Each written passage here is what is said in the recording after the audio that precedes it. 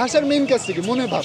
তো যে যে ইশারা ভাষায় কথা বলছে সে তো এর মাধ্যমেই তার মনের ভাবটা প্রকাশ করছে, তাই তার কাছে সেটিই তার ভাষা। তো আমরা আঞ্চলিক বলি, শুদ্ধ বলি, পাহাড়ি বলি, বাঙালি বলি, ইংরেজি যে নামেই ডাকি না কেন, আমাদের কাছে ভাষা জিনিসটা সেটাই যেটি আমাদের মনের ভাবটা প্রকাশ করে। তো তাদের কাছে কিন্তু সেটি গুরুত্বটাই অনেক বেশি। তো আমরা চাই যে তাদের অধিকারটাও যেন থাকে। আচ্ছা, বর্তমান প্রজন্মের কাছে তো ভাষার অবশ্যই গুরুত্ব আছে, তারা অনেক ইতিহাসই জানে, বিশেষ করে বই পত্রিকার মাধ্যমে অবশ্যই আজকের দিবসের যে গুরুত্বটা তা জানে তারা। তবে আমি যেটি বলতে চাই যে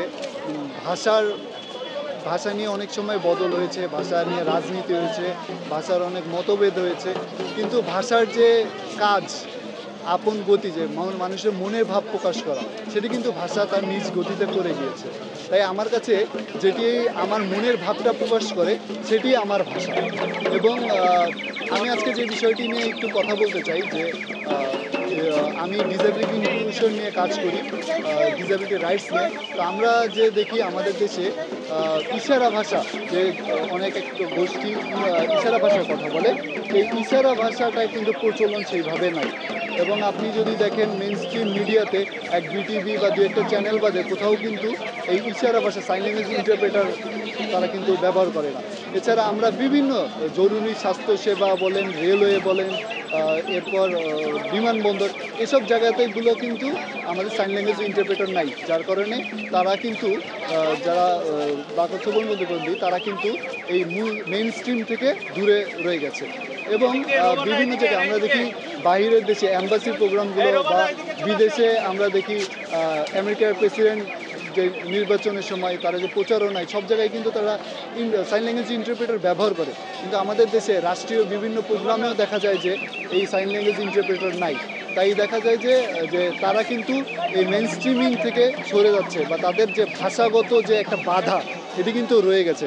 তাই আমার দাবি যে আন্তর্জাতিক বা আমাদের সবার চাওয়া যে এই আন্তর্জাতিক মাতৃভাষা দিবসে আজকে থেকে সরকার, বিভিন্ন স্থানীয় প্রাইভেট সব মহলেই তারা এই যে ইশারা ভাষা এটিকে গুরুত্ব দিবে এবং এটির প্রচলন সারা বাংলাদেশে থাকবে, এবং সকল মানুষকে নিয়ে একটি ইনক্লুশন বা ইনক্লুসিভ আমরা সমাজ গড়ে তুলব। তারা কিন্তু এই যে অন্তর্ভুক্তি থেকে দূরে রয়ে গেছে এবং তারা কিন্তু সমাজ থেকে বিচ্ছিন্ন হচ্ছে। তাই আজকে আমার দাবি, যেহেতু সকল আন্তর্জাতিক ভাষা দিবসে সকল ভাষার প্রতি সম্মান জানানো হচ্ছে বা আমরা সকল ভাষাকে গুরুত্ব দিই, তাই আমাদের মনে করি যে ইশারা ভাষার প্রচলনটা সর্বদিকে হোক, এবং বিভিন্ন জরুরি সেবাগুলোতেও, চিকিৎসা, হাসপাতাল, রেলওয়ে এবং বিমানবন্দর, বিভিন্ন জায়গায় এই যে সাইন ল্যাঙ্গুয়েজ ইন্টারপ্রেটার এগুলো যাতে রাখা হয়, যাতে তারা সর্বোচ্চ সেবাগুলো পেয়ে থাকে। নাম মোহাম্মদ শাহরিয়ার জামান, আমি রোভার স্কাউটিংয়ের সাথে যুক্ত আছি এবং physically challenge development foundation PDF, যেটি হচ্ছে ঢাকা বিশ্ববিদ্যালয়ে প্রতিবন্ধী ব্যক্তিদের নিয়ে কাজ করে, সেখানে আমি এক্স জেনারেল সেক্রেটারি।